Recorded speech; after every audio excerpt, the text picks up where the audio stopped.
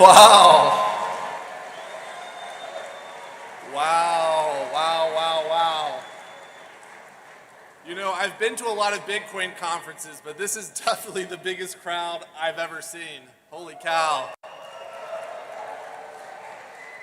So, you know, what's cool about this conference is that it's all about making history. So, you know, we're making history because this is the biggest Bitcoin conference we've ever done. We're expecting 35,000 people to be here today.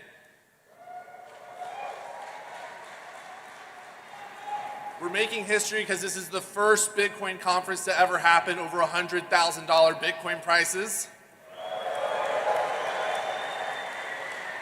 You know, a year ago in Nashville, we made history when we had candidate Donald J. Trump come and address this crowd. He made us some promises. He promised to end the war on crypto. He promised to free Ross Ulbricht. He promised to never sell our Bitcoin. He promised a strategic Bitcoin reserve. And he promised to make America the Bitcoin superpower of the world.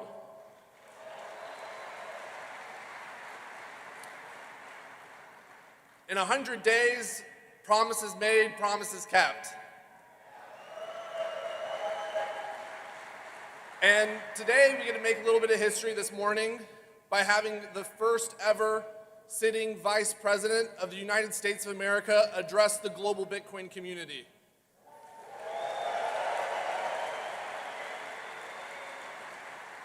Are you ready? With that, join me in welcoming the Vice President of the United States of America, J.D. Vance.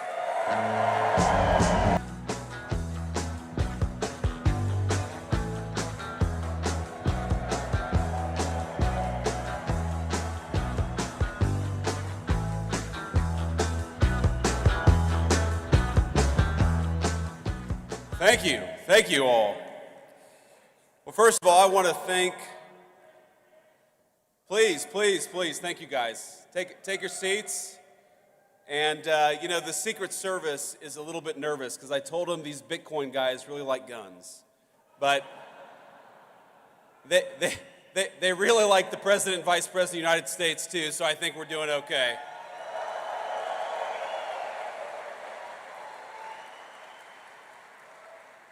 So I first have to thank David Bailey, grateful for everything that you've done for the Bitcoin community. Thanks in particular for what you did for me and the president, helping us get from candidacy to the White House, because we've done, I think, a lot of good in the past 120 days, and I don't think we could have done it without David's support. I want to also thank the Winklevoss brothers, Tyler and Cameron. These guys are out here somewhere. Who, I got to say, Tyler and Cameron, I think really helped break the dam in Silicon Valley, because if you remember, you go back to June or July of last year, it feels like forever ago. It's not even a year ago, where Silicon Valley, you know, people would whisper in private that they were going to support Donald Trump for president. They would talk about the fact the Democrats had gone too crazy. We had to get Gary Gensler the hell out of there, but they weren't quite willing to say, at least not publicly, that they were going to take the big step and support Donald J. Trump. And Cameron and Tyler Winklevoss, I think they were some of the first big names in Silicon Valley to take that step, and a whole host of people followed them. So Cameron and Tyler, thank you for that.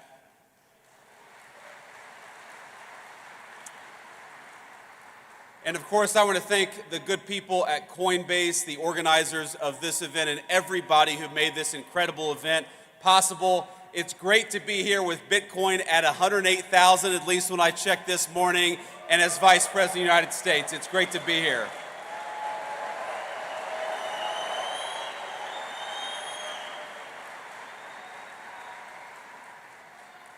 Now, you guys know I get to meet a lot of exciting people in my job, but it's been quite a while since I've been to a conference with this level of energy.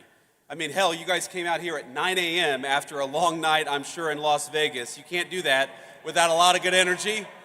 But I promise I'm not just saying that to juice my own meme coins. But I think it's wrong actually to call this just a conference. This isn't a conference of people. This is a movement, and I'm proud to stand with you here today.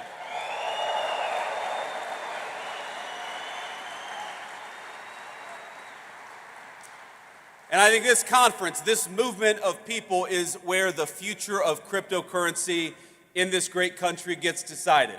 So let's start by making one thing abundantly clear. That future is going to be decided by the people, by you, not by unelected bureaucrats.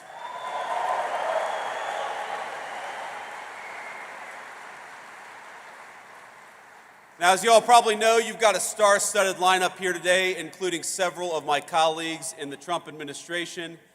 David, Bo, Hester, I know you're all out there. It's great to be among so many friends and allies. So, I want to speak for just a few minutes about a few things, and I want to talk a little bit about what we've done in the Trump administration. I want to give you a rundown of what this administration is doing on digital assets policy.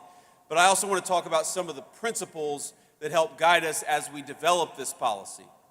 But before that, I want to speak about why I'm personally optimistic about crypto and what it means for the American people. Now, people ask me why I tend to be bullish on the future of innovation in this country. Now, I spent enough time in Silicon Valley to recognize the difference between good tech, technology that boosts our productivity, makes our lives richer, that grounds us in the real world and complements our day-to-day lives. That's the good technology, but there's also some bad technology out there. And when it comes to crypto, I think the last several years have made it clear that we're talking about genuine, ground-up innovation, one that's already improving the well-being of tens of millions of our fellow citizens. I believe it's 50 million Americans own Bitcoin, and I believe that's going to be 100 million before too long.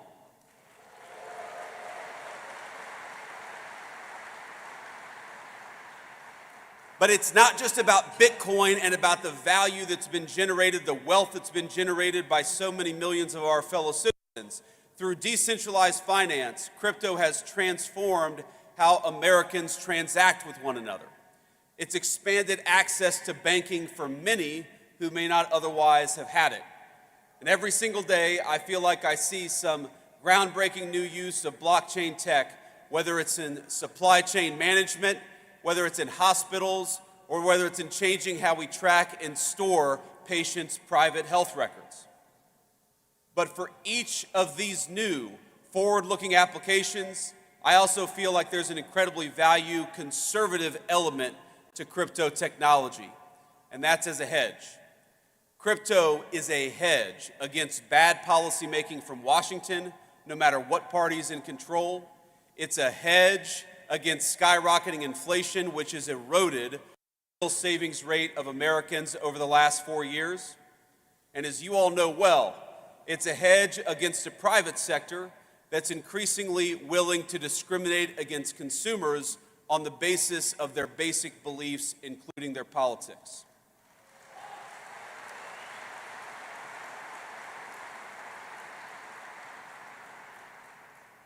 That includes, of course, debanking users for Second Amendment advocacy or for ties to the first Trump administration.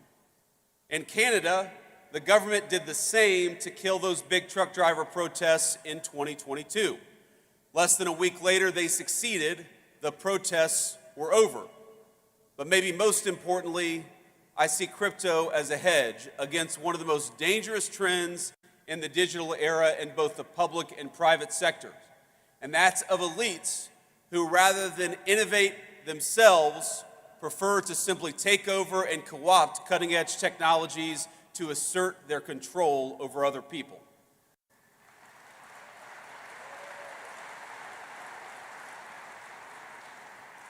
And I know we believe this in this room. That's not Bitcoin. It'll never be Bitcoin, and you guys are going to make sure that happens.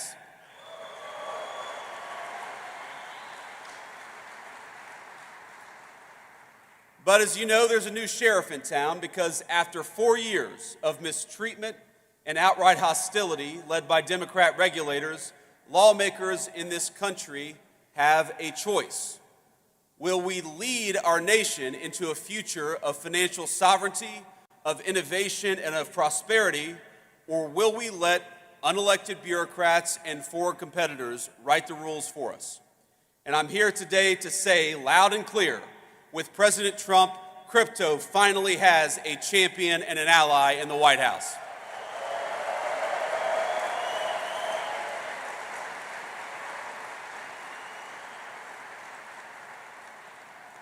In our administration, we understand the full potential of the digital assets industry, not just as an investment, not just as a flashy technology, but as a symbol and driver of personal liberty for all our citizens. And we are dedicated to seeing that promise fulfilled. The way that we see it, the people in this room are the digital pioneers of the American economy. And that's why our administration is doing something a little unusual in Washington. We're listening to all of you as you blaze the trail of innovation. The innovators in this room are making people's lives better. You're pushing boundaries and solving problems, injecting unprecedented transparency into how we do commerce. And the way we see it, you all deserve a similar level of transparency and clarity. And most of all, you deserve respect and support from your government, not bureaucrats trying to tear you down.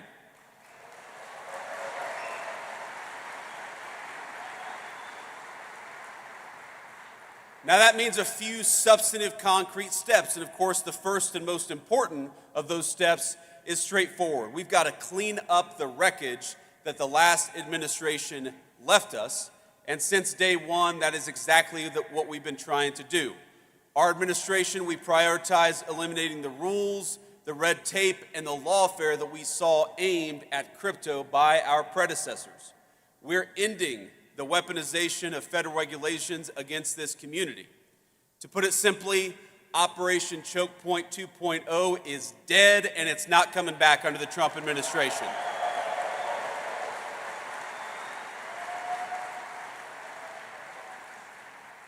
And by the way, it's crazy that was ever even controversial, the idea of using the regulatory power of the government to crush an industry and to crush people who espoused a view that you didn't like. It's crazy, but let my words today serve as Operation Choke Point. Let me serve as its obituary. Now this is my vow to every single person here. You will never see this administration trying to handicap your community or diminish the impact it's had on the economy. Instead, we reject the Biden administration's legacy of death by 1,000 enforcement actions. We reject regulators. Maybe the most important thing that we did for this community, we reject regulators and we fired Gary Gensler, and we're going to fire everybody like him.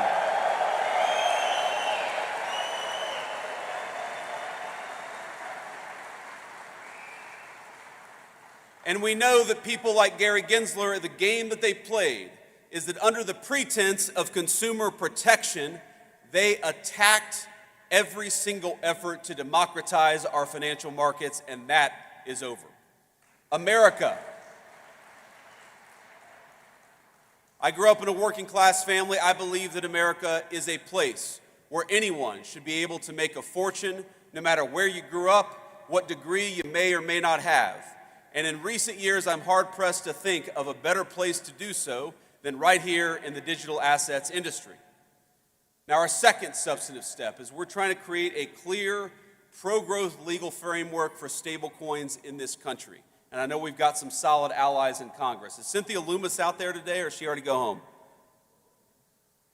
Well, you know, I was supposed to have dinner last night with Cynthia Loomis. We had a little event yesterday, and I looked around, I said, where the hell is Cynthia Loomis? And somebody said, well, she's got a dinner she had to go to. And I said, I'm the vice president. Unless she's having dinner with the president, Cynthia does not have an excuse to skip this event. But we love Cynthia, and I know that she's one of the great advocates for your industry in the United States Congress.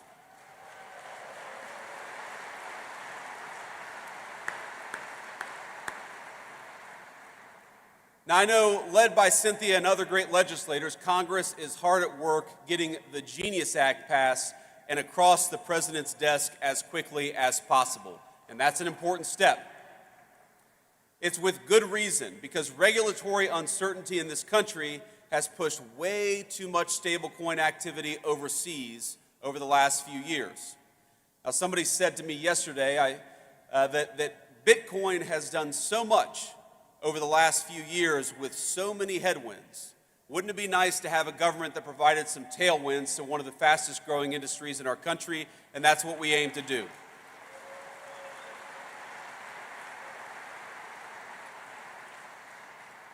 And once the Genius Act is enacted, it's poised to vastly expand the use of stablecoins as a digital payment system for millions of our fellow Americans.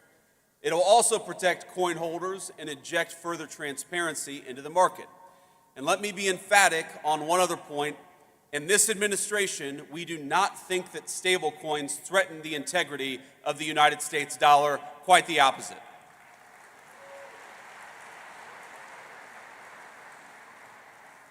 In fact, we view them as a force multiplier of our economic might. Dollar-pegged stablecoins, particularly once Genius is enacted, is only going to help the American economy, and it's only going to help the American dollar. So, again, we're optimistic that the Senate is able to move quickly on passing a clean Genius Act, and for the House to follow up and do the same. And of course, once that happens, our great President Trump will sign it into law the minute it comes across his desk. Now, when that's happened, when the administration will then fully shift to our third priority, which is to enact a transparent and tailored regulatory framework for digital assets, one that's pro-innovation and fully incorporates crypto into the mainstream economy. And again, I've talked to so many of you over the last couple of days, and the consistent fear that I hear with all the great things that have happened over the last couple of months, the consistent fear that I hear is that there's still this perception that digital assets are not welcome in the mainstream economy. And let me promise you that our effort to change the policy is purely about changing that. We want our fellow Americans to know that crypto and digital assets, and particularly Bitcoin, are part of the mainstream economy and are here to stay.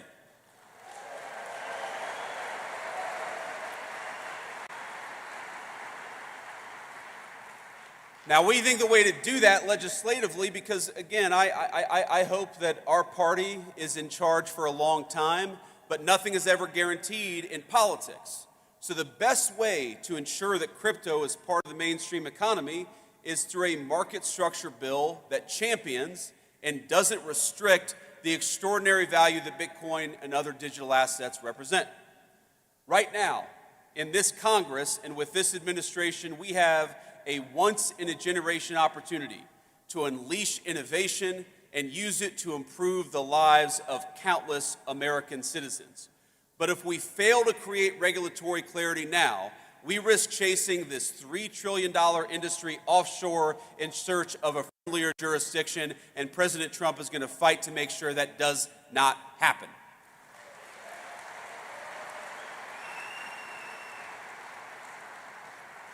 Think about this. By locking in smart, pro-innovation rules of the road, we can also make sure that Democrats or anybody else never wage another war on the crypto community.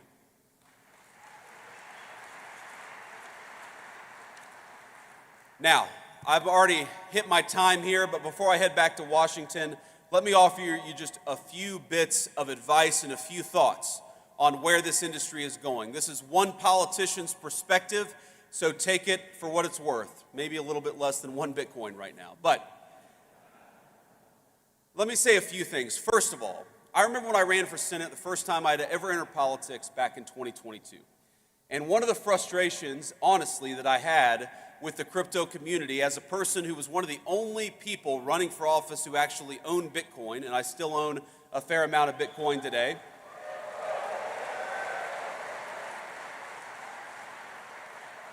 Think about this. This is during that campaign, that's 2021 and 2022. This feels like an eternity ago, but it was only 4 years ago.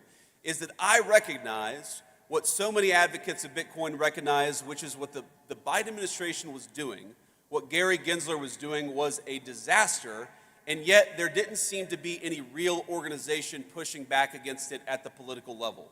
And let me say that part of the reason that I'm standing here, part of the reason that Bernie Moreno defeated Sherrod Brown in the Senate campaign last year is because you guys got organized and got involved in American politics, and I'm grateful to you for that. But there's a lesson to take from that experience, which is that unless you guys get involved in politics, politics is going to ignore this industry. Now, you took a big step in 2024, and I'll tell you, every victory that we win, it's only a provisional victory. You know, one of my great mentors in Silicon Valley always told me that, Bitcoin, that the crypto community was about exit and artificial intelligence was about voice. Well, I know that a lot of people in 2024 in this community chose voice. You chose to speak up and you chose to get involved, and I believe you changed the direct trajectory of our country because of it. But you got to keep on choosing voice. Bitcoin, of course, people call it digital gold. But while Bitcoin is digital, none of you are. None of us are. What happens in the world of politics, what happens in the world of bureaucracy, it will affect even the most transformational and valuable technologies if we don't make the right decisions. So the first piece of advice, the first thing that I'd ask you is to take the momentum of your political involvement in 2024 and carry it forward to 2026 and beyond. Don't ignore politics, because I guarantee you, my friends, politics is not going to ignore this community, not now and not in the future.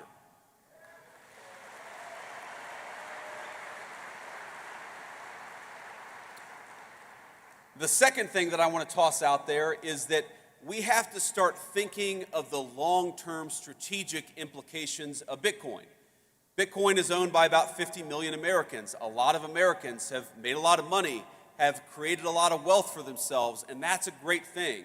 But I actually think that where Bitcoin is going is as a strategically important asset for the United States over the next decade. It's one of the reasons why President Trump, with the help of our great AI guy, David Sachs, it's one of the reasons why we started the Bitcoin Reserve, because we want to start to put in motion the strategic importance of Bitcoin for the United States government. We know that the PRC doesn't like Bitcoin. The People's Republic of China doesn't like Bitcoin. Well, we should be asking ourselves, why is that? Why is our biggest adversary such an opponent of Bitcoin? And if the Communist Republic of China is leaning away from Bitcoin, then maybe the United States ought to be leaning into Bitcoin, and that's one of the things that we're going to be doing.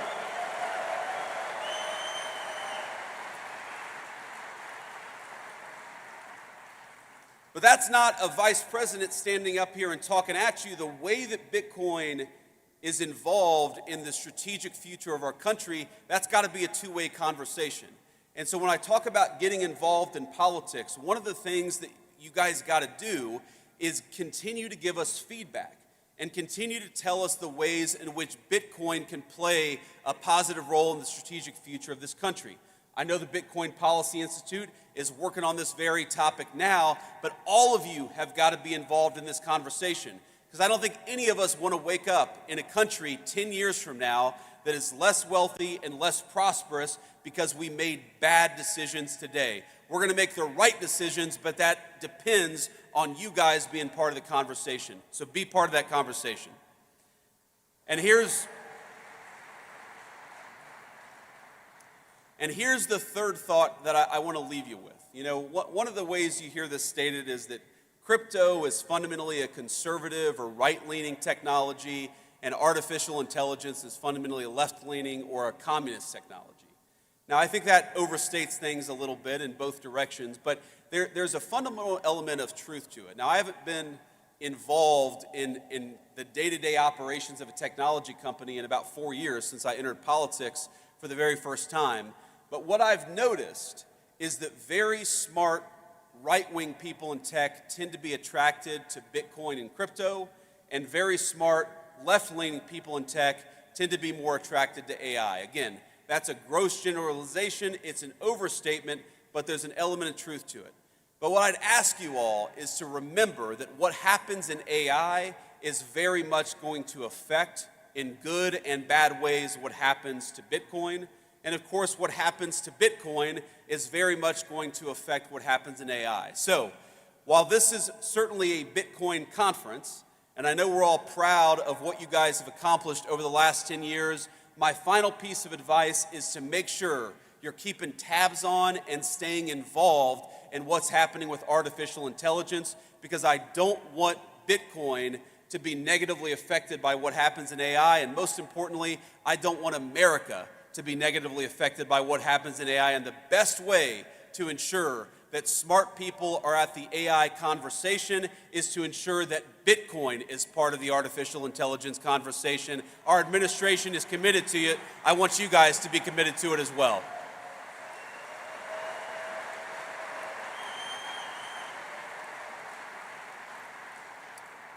I just want to say in the next few years in the Trump administration, we've accomplished a lot, but we have plans to continue to make big progress for this industry and for the American people who rely on it. The whole of government, we're going to need your help, we're going to need your guidance, we're going to need your encouragement, and at times, yes, because this is politics, our politicians are going to need your pressure. So, have fun this week, but keep the pressure up. And we'll do great things together for our industry, but most importantly, for the cause of personal freedom and the United States of America. God bless you guys, and thanks for having me.